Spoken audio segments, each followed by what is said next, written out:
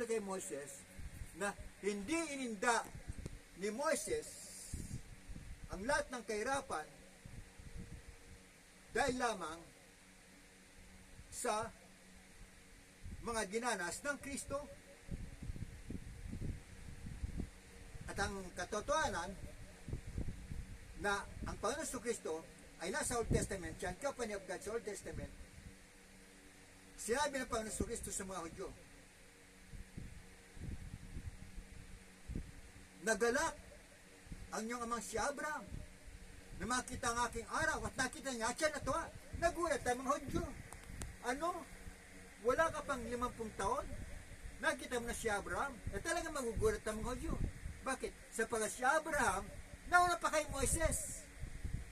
Na ang 1,000 taon na ang nakalipas bago dumating sa Old Testament. Nauna pa kay Moises. Kaya sasabihin ng mahal pa noon, nakita ni Abraham ang aking araw. Hindi lang nakita, nakausap pa ni Abraham ang Panginoon. Face to face din, katulad ng kay Moises. Nakipagtawaran pa nga eh.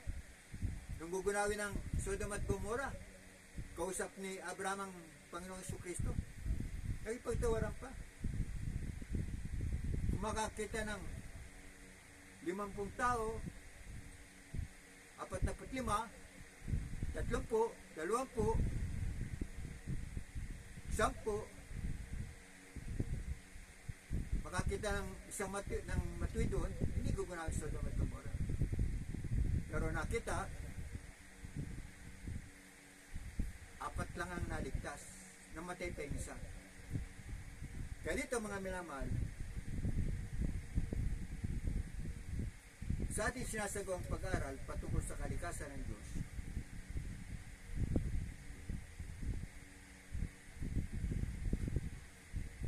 ang Diyos ay hindi nakikita, subalit siya ay makapangyarihan, siya ay omnipotent. Pwede niyang gawin ang lahat ng bagay. Siya ay omniscient. Nalalaman niya ang lahat ng bagay. Alam niya kung ano inisip ng tao. Alam niya ang lahat ng ginagawa ng tao. At higit sa lahat, siya ay omnipresente. Siya ay nasa lahat ng dako. At isang magandang talanta ay ang nakasulat sa aklat ng mga awit. Psalm chapter 139 verse 7 to 13. Ang sabi ni Haring David na sumulat ng mga awit sa pamamagitan ng Espiritu ng Diyos. Sabi niya, whither shall I go from thy spirit? Or whither shall I flee from thy presence? If I ascend up into heaven, thou art there. If I make my bed in hell, thou art there. If I take the wings of the morning and dwell in the uttermost parts of the sea, even there shall thy hand shall lead me, in thy right hand shall hold me. Ano sabi dito? Sabi ni Haring David, saan ako makapagtatago sa Espiritu? Kung ako'y aakyat sa langit, nandun ka. Kung ako'y bababa sa impyerno, nandun ka. Ano man aking gawin, nandun ka. Siya ang omnipresent God. God is everywhere. Kaya sabi ng mahal pa noon, pinakita niya ang Diyos na Espiritu, sabi ng mahal pa noon sa Kristo, where 2 or 3 are gathered together in my name, there am I in the midst of them. Kung saan may 2 o 3 na nag-uusap patungkol sa akin, ako ay nasa kanang kaligitnaan. Sa oras nito, tayo ay nag-aaral ng salita ng Diyos. Tayo ay nakikinig ng salita ng Diyos. Tayo ay magkakasama dito sa aking tahanan, pero kung makakasama dito, ang Panginoon Kristo, nasa kalagitnaan natin. At kayo, na nasa inyong mga tahanan, nakikinig sa akin sa oras to, nakikita ninyo ako, ang Panginoon nasa kalagitnaan natin. Kaya kung meron 1,000 tao sa kanilang mga tahanan, nakikinig sa akin sa oras to, ang Panginoon nasa gitna, may 1,000 tao na nakikinig sa akin. Yon ang kalikasan ng Diyos. Sa kanyang pagiging Diyos, siya ay omnipresente, siya ay nasa loob, siya ay nasa kalagitnaan ng bawat sa atin. Kaya kung kayo sa inyong mga tahanan, nananalangin kayo, family prayer, without you knowing it, God is in your midst. Hindi nyo nalalaman na kayo na nagdadasal sama-sama sa inyong tahanan, kasama nyo ang Panginoon, siya nasa kalagitnaan. Ganon kakapangyarihan ang Diyos. That is the nature of God. Ngayon mga minamahal,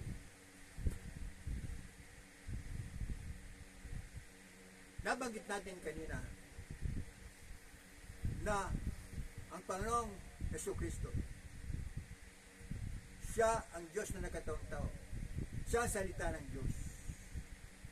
Kaya dito, sa babasahin natin, makikita natin ang kalagayan ng Panginoong Jesucristo. Bagaman sa ating mga susunod na serye, parating nandoon ang Panginoong Jesucristo. Kaya sabi niya, search the scriptures, for in them you think that you have an eternal life, and there they will testify of me. Saliksikin nyo ang buong kasulatan. Saliksikin nyo ang buong Old Testament, nandoon ako. Saliksikin nyo ang buong New Testament, nandoon ako. Because I'm the center of all the scriptures. Ako ang sentro ng lahat ng banal na kasulatan. Ako ang sentro ng Biblia. Sapagat ako ang Diyos na makapangyari sa lahat, Diyos na Espiritu, Diyos na nagkatawang tao. Kaya dito, sa sinulat ni Apostol Pablo, sabi ni Apostol Pablo sa 1 Timothy chapter 6 verse 16, binabasa ko sa English, sinasalin ko sa Tagalog. Sabi dito, 1 Timothy chapter 6 verse 16, that thou keep this commandment without spot and rebukable until the appearing of our Lord Jesus Christ, which in his times he shall show with the blessed and only potentate, the King of kings and Lord of lords, who only at immortality, dwelling in the light which no man can approach unto, whom no man has seen nor can see, to whom be honor and power everlasting. Amen. Ano sabi dito? Sabi ni Apostol Pablo kay Timoteo na kanyang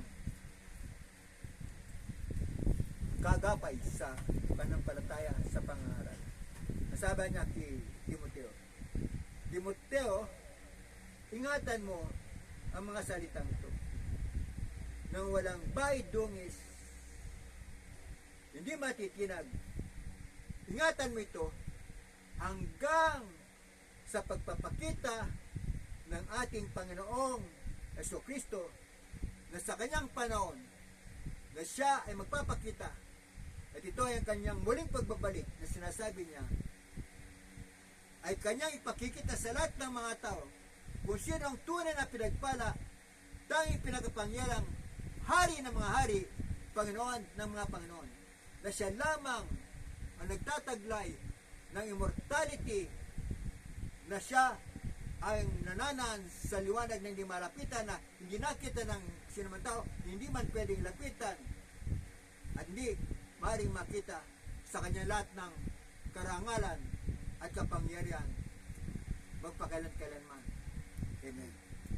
Kaya dito, tinukoy na tinukoy na kung sino yung Diyos na hindi nakikita, na nagkatawang tao sa pamagitan pa ng Kristo. At ang sabi niya, sa muling pagbabalik ng mahal pa ng Kristo, ay kanyang pakikilala sa lahat ng tao kung sino ang tunay na pinagpala, sino ang tunay na makapangyarihan, hari ng mga hari, Panginoon ng mga Panginoon, na siya lamang ang tanging immortal na nananahan sa liwanag na hindi malapitan, hindi nakita ng sinumang tao, makikita man, sumakanya lahat ng karangalan at kapangyarihan, pagpakalan-kalan naman siya nawa. Ito na. At least nakakaroon na ka na India. Ikalawang serye pa lang ito natin pag-aaral. 12 serye ito natin tatapusin. At dito, sa bawat serye natin pag-aaral, nandun ang Panginoon Kristo. Sapagat siya ang isang Diyos na makapangyarihan sa lahat. Kaya paulit-ulit ko sinasabi sa inyo, hindi dalawa ang Diyos. Sapagat mismo ang Panginoon nagsalta, ako at ang Ama, isang Diyos. At ang Panginoon Kristo, kaya tinawag na anak ng Diyos, ibig sabihin, ang Diyos na Ama, nagkatawang tao, tinawag na anak. Kaya ang Panginoon Kristo, nung nasa lupa, siya ang anak. Nang siya nasa langit na, siya uli ang Ama.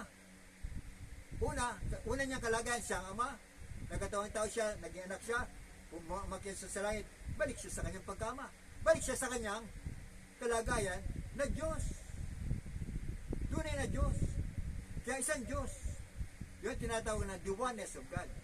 Kaya kumisan, kami po na nagsasabi, ang Panginoon Kristo, siya rin ang Ama, tinatawag kaming oneness. Ayun ang biblical. Yun ang nakalagay sa Biblia na tinuturo the oneness of God, ang pagiging isa ng Diyos. Sapagkat ang Diyos, hindi siya dalawa, hindi siya tatlo, lalong hindi siya marami. Kaya yung sinasabi ng mahal pa noon, huwag kayong magkakaroon na ibang Diyos liban sa akin, wala akong nakikilalang ibang Diyos, kundi ako lamang. Kaya dito, napakaliwanag. Ang Panginoon Kristo, sa kanyang tunay na kalagayan, siya ang Diyos na nagpahig sa laman, siya ang Diyos na nagkatawang tao. Kaya sabi sa 1 Timothy chapter 3:16, and without controversy, wala nang pagtatalo-talo. God the Father was manifested in the flesh. Ang Diyos na Espiritu ay nagpahig sa laman. Ang Diyos na Espiritu nagkatawang tao. At sa kanyang pagiging tao, He was justified in the Spirit. He was seen of angels. He was present to the Gentiles. He was received up into glory. Ang Panginoon Kristo, siya ang Diyos Ama na nagkatawang tao, at sa kanyang pagiging tao, siya pinapaging sa banal sa Espiritu, siya ay nakita ng mga anghel, siya ay ipinangaral sa mga hentil, siya ay ipinangaral sa buong sanlibutan, at siya, sa kanyang pagbabalik sa langit, siya ay tinanggap sa kaluwalhatian. That is the Lord Jesus Christ. One God, one Spirit, one Lord. Sabi sa Biblia, isa lamang ang Panginoon, ang Panginoon Kristo. At ang Diyos na Espiritu, ang tawag sa Kanya, Panginoong Diyos. Isang Panginoon, ang Diyos na Espiritu, ang Panginoong Kristo. Kaya mga minamahal, hanggang dito muna tayo. Alam ko na sa maikling pag-aral to, sa kalawang serye, unang serye natin ay the one God. At ang dalawang serye ay nature of God. Kalikasan, kalagayan ng Diyos. Bukas, dadako tayo sa ikatlong serye. Kaya tayo, magpasalamat tayo sa mahal pa. Maraming salamat po sa pagtatapos ng kalawang serye namin pag-aaral. Maraming salamat sa karunang pinagkaloob niyo sa akin. Pinabalik ko sa iyo lahat ng kapangyarihan, kadakilaan, pagpaparangal sa pangalan sa Jesus. Tulad natin ginagawa, kayo mga kapatid na nakikinig sa akin ngayon, for the first time, nakapakinig, magpalad po kayo, sapagat dito, subaybayan nyo ating serye ng pag-aaral, sapagat makikilala nyo kung sino ang tunay na isang Diyos at buhay na walang hanggan. Kaya kapatid, nanyayahan kita Tanggapin mo ang mahal pa ng Kristo bilang Panginoon mo at Diyos mo. Taas mo yung kamay, pikit mo yung mata, ibuka mo ang bibig, sumunod ka sa may palangin na babanggitin, maging sarili mo rin itong palangin, sabi mo, mahal pa ng Jesus, maraming salamat po sapagkat sa oras to, napakinggan ko yung banal na ebanghelyo. Ako po ay nagsisisi sa lahat ng mga kasalanan nagawa ko lamang sa inyo. Patawarin mo po ako. At sa oras to, Panginoon Jesus, tinatanggap kita sa aking puso bilang aking Panginoon, tagapagligtas, Diyos at hari na aking buhay. Ligtas po ako sa po na aking mga mahal sa buhay. Ito po ang samot panalangin sa magparing pangalan ng Jesus. Amen. At ako nang po manalangin. Mahal pa noon, maraming salamat po. Patawarin niyo mga minamahal kong mga kapatid na ito na tumanggap sa iyo bilang parang tagapagligtas sa mga kasalanan. I pray, O Lord, that you forgive their sins and wash their sins, O Lord, by your most precious blood which you have shed in the cross of Calvary. Tapos po sila lahat sa po na mga mahal sa buhay. So, ang samot panalangin sa mga kaparang pangalan ng Jesus. Amen and amen. Hallelujah, praise God. Kapatid, ikaw na tumanggap sa mahal pa sa gabi ito. Magpatuloy ka sa patuloy nating serye ng pag-aaral patungkol sa Panginoon Kristo upang sa lumago ka po sa panampalataya, for faith cometh by hearing, and hearing by the word of God. Sa mga minamahal kong mga kapatid, lagi sumusubayba sa ating gawain. Kanyang kapatid Brother Ram Salcedo, naganyayang pamuli sa kalaban ng mahal pa na magkita-kita tayong muli sa araw ng bukas. We love you so much, but the Lord Jesus Christ loves you.